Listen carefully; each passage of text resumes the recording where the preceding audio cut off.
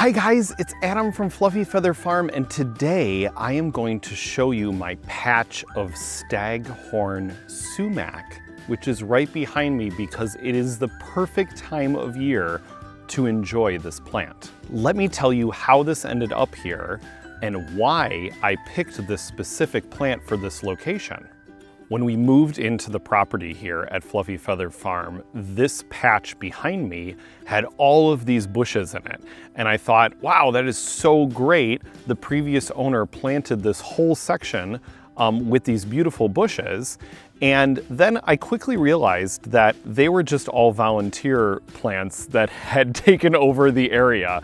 So this was a group of buckthorn and like non-native plants that had taken over this section of the yard that I thought were purposely planted, but they weren't. So when we started going through it, we realized that nothing in here was anything that we wanted to keep. So we very quickly decided that we were going to clear it all out and plant something that would be more exciting and more vibrant, and something that as we came down the driveway, we could see this section, because as we round the corner to turn to the house, this is the first thing you see under this huge canopy of cottonwood trees. So the cottonwood trees are so tall that actually this section of the yard gets like a dappled sun. So it's not shaded completely. It still gets sun, and that way is south. So as the sun kind of comes up over the horizon, the section down here gets just enough sun to support these beautiful plants. When I was trying to pick out what to plant here, I kept seeing these at the home store. And while this plant is not native to this area, it does well here, and it's contained in a section of our yard that's manageable, where it's not gonna spread out of control because there's grass all around it.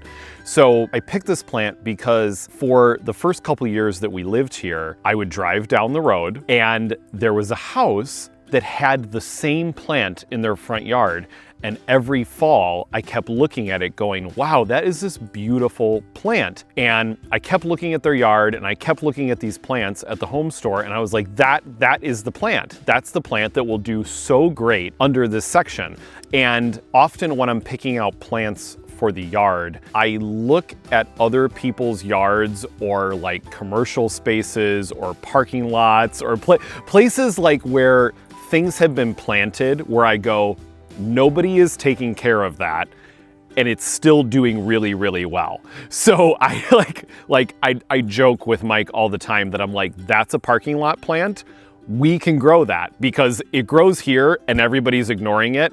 So it'll obviously grow in our yard because we're gonna put more time and effort into it. So this was like a similar situation.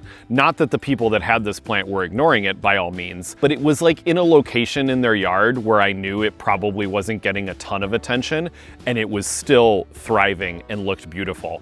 So what we did is we planted it here, we ran the sprinkler system to it so it gets, constant water, it gets enough sun, and it really has turned out to be this beautiful accent to our yard.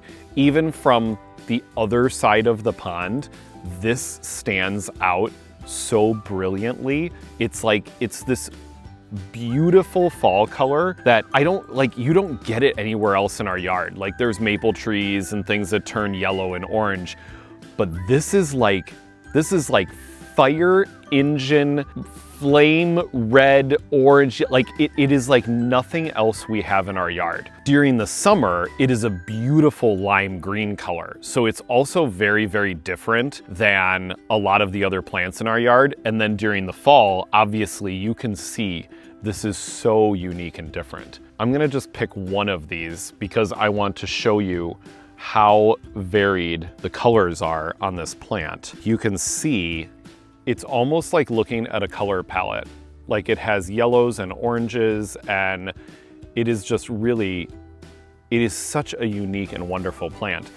The flowers on the plant, actually we don't have any. I don't think ours are mature enough, but there's actually like a cone type flower that forms on this plant, and the Native Americans used to use it to make a tea out of. So the sumac plant was used for, I don't know if it was medicinal purposes, but it was used for a tea or like a lemonade type of beverage that they could enjoy. It has like a flavor to it that is obviously potent enough that it could be made into a drink. The other thing about this plant is it's called the Staghorn Sumac, and I'm gonna show you why.